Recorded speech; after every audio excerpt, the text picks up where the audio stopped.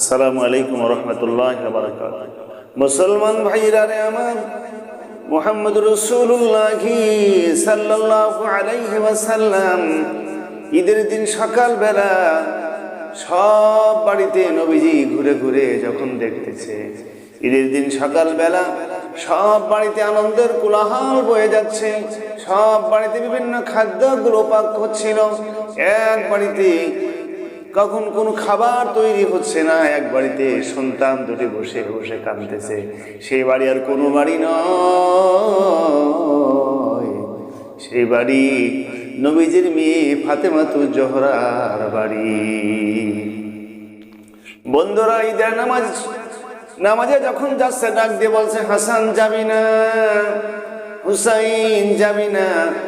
হাসান হুসাইনের মুখের দিকে তাকায়, হুসাইন হাসানের মুখের দিকে তাকায়, ওদের পরনের কাপড় ছিল ছিঁড়া। ডাক দিয়ে বলে, বন্ধুরা একটু দাঁড়াও, আম্মুর কাছে যাব, আব্বুর কাছ থেকে নতুন কাপড় আনছে কিনা জিজ্ঞাসা করে আসি।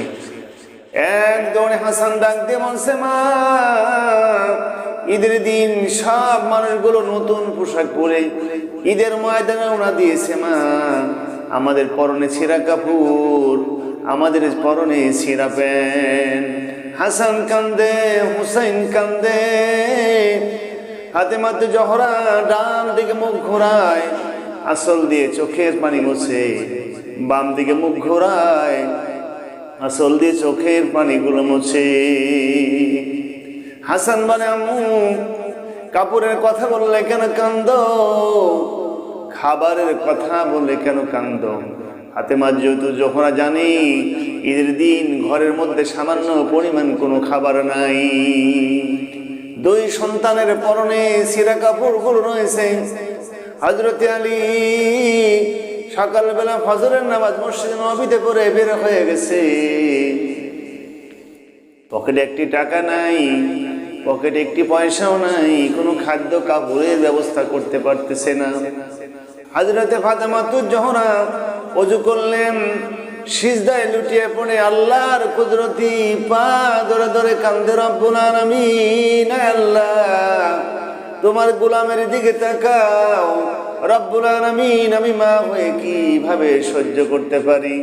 ঈদের দিন সকালবেলা আমার মা, আমার দুই সন্তান, যাদের পরনে এখনো কোনো ভালো মানের কাপড় নাই, আল্লাহ আমার দুই সন্তান এখনো অভুক্ত আছে, বন্ধুরা ডেকে ডেকে চলে যাচ্ছে। আমি হাসানকে বলেছি গোসল করে আসো, হুসাইনকে বলেছি গোসল করে আসো, ওরা গোসল করে এসে আমাকে যখন আমার কাছে যখন কাপড় চাবে, খাবার চাবে, আল্লাহ আপনি কেমন এই ব্যবস্থা করব?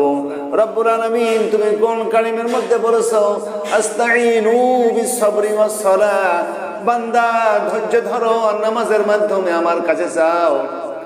রব্বুল আলামিন, বারবার ধৈর্য ধরেছি, আমি তোমার কাছে নামাজের মাধ্যমে প্রার্থনা করছি, আল্লাহ তাআলা আজকে দিনের মুসিবত থেকে আল্লাহ তুমি আমারে বাঁচায় দাও। ফাতেমাতুজ জোহরা যখন সিজদা দিয়েছে, বাইরে থেকে কে যেন ডাক দিয়ে বলছে, হাসান বাড়ি আসিস, হুসাইন বাড়ি আসিস। হাসান হুসাইন দৌড়ে গেছে, জিজ্ঞাসা করে কে? দেখে ঘোড়ায় একটা মানুষ সাদা ঘোড়ার উপরে বসে আছে। জিজ্ঞাসা করে, আপনি কে? আমি দর্জি, তোমাদের জন্য খাদ্যর কাপড় নিয়ে আসছি। আম্মুকে বলো এই খাদ্যর কাপড়ের জন্য ব্যবস্থা করে দেয়। হাসান ডাক দিয়ে বলছে, আর কাঁদা লাগবে না। হুসাইন বলে, আম্মু আর কান্না কারো লাগবে না, দর্জি আমাদের খাবার এবং কাপড় দিয়ে গেছে।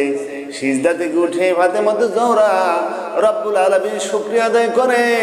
আল্লাহ তাআলা নবী এসে ডাক দিয়ে বলছে, মা, তোমার নামাজের কারণে আর ধৈর্য ধরার কারণে ফেরেশতাকে দর্জি বানাই দিয়ে রব্বুল আলামিন তোমাদের খাদ্য আর কাপড়ের ব্যবস্থা করে দিয়েছে। সুতরাং আমাদের যে কোনো বিপদ আপদে আমাদেরকে ধৈর্য এবং নামাজের মাধ্যমে আল্লাহর কাছে সাহায্য প্রার্থনা করতে হবে।